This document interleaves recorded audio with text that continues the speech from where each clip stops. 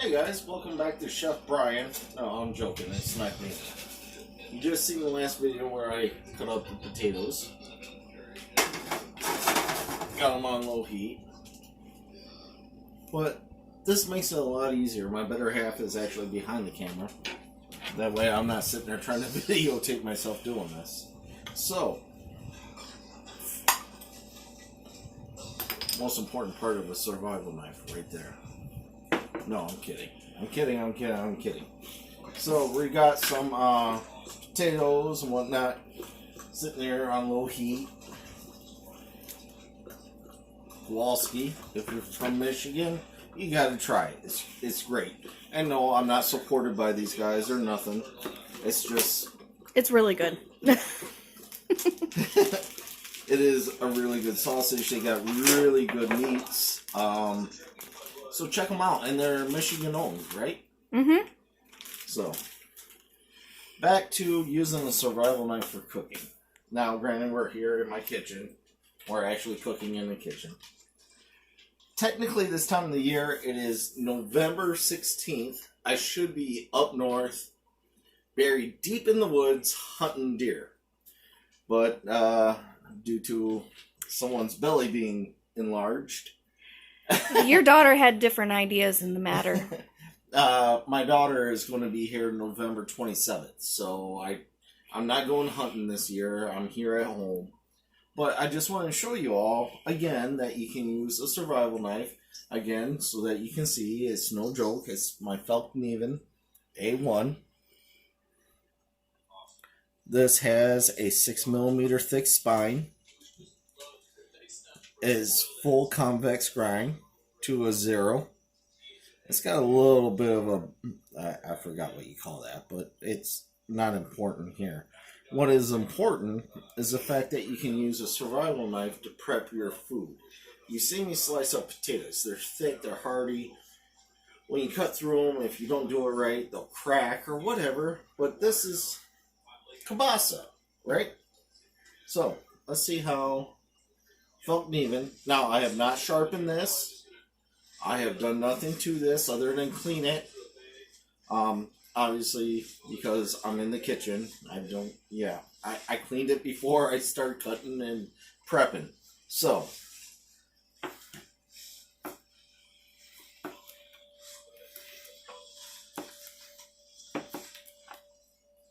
mind you, again, this is a 6mm thick spine with a full convex grind down to, good thing I went down the table too. Mm-hmm. Down to a 0. You know, it's, if your knife is done right, it's sharpened right, you take care of it, you clean it, whatever, you can do this. You know, and again, it's kielbasa, it's a soft skin, nice clean cuts, the whole 9 yards. But as long as your knife is sharp, it doesn't matter the size. And in fact, I'm even willing to bet I can cut up the other part with the Laredo.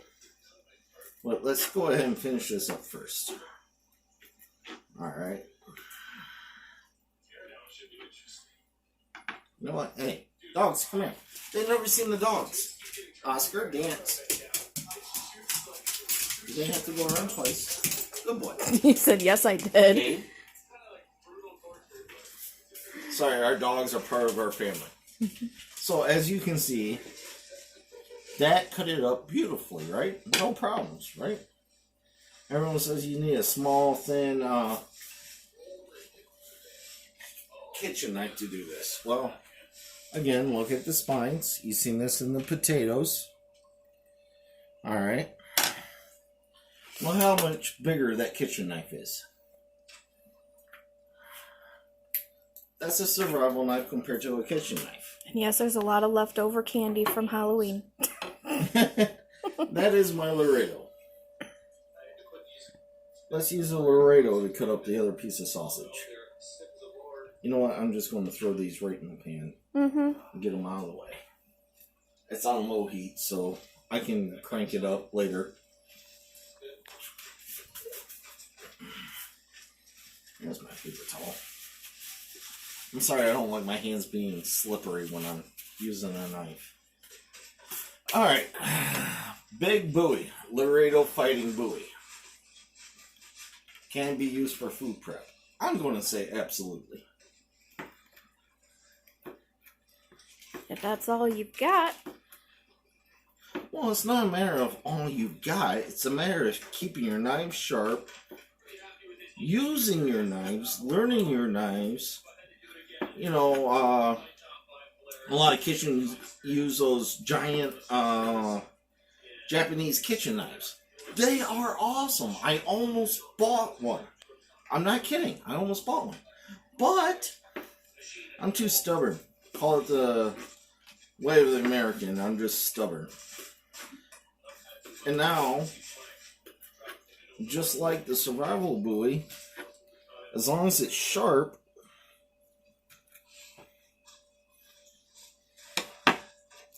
you can cut up anything. You can cut up tomatoes. 9 out of 10 times, it's kind of weird. I'm so used to using my survival knives for whatever knife I got on my hip or in my pocket for food prep. I got a kitchen set. I really have a kitchen set. But I'm still more prone to using my field knives, my keepsake knives, whatever you would like to call them. Why? Because until you get in depth with your knife, you use your knife, you train with your knife, you bushcraft with your knife, you clean your game with your knife, you prep your food with your knife, you're cutting rope with your knife, even something as simple as opening boxes with your knives, you really don't know what your knife is capable of. And that's something that I think I've lost along the way of trying to get across to you people. You people, I should say everybody. It's not one type of person.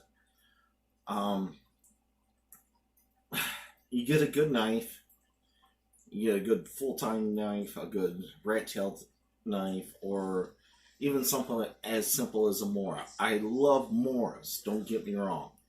I keep a Mora in my bag alongside this, okay? That's how much I love Moras. As do I.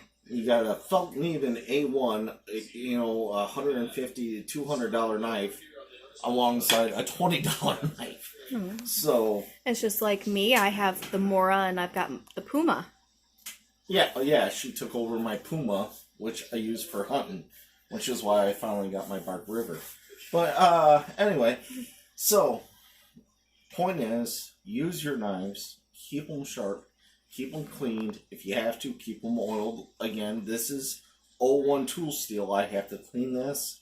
I have to wipe it all down. I have to let it dry. I have to oil it after I'm done with it, or it will rust. Felt Needed. This is all stainless. It's a very carefree system. I just have to kind of wash it and let it dry, and I can put it right away. So, use your knives. Keep your knives sharp.